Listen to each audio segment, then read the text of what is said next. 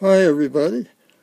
I just want to demonstrate the second step in making the letter opener. Last time we did the rough out, and now I'm going to use this 5-inch orbital to do the final shape. Now it's free floating on the same bungee cord, so it's weightless and very easy to use. So here we go.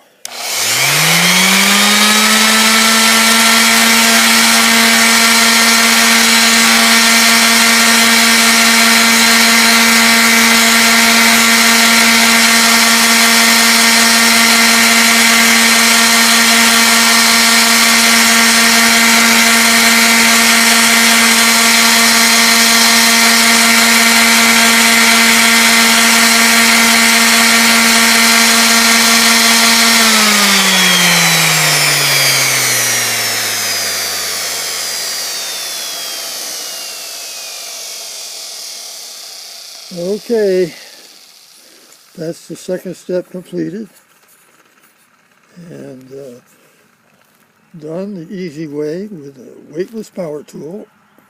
Only way to go.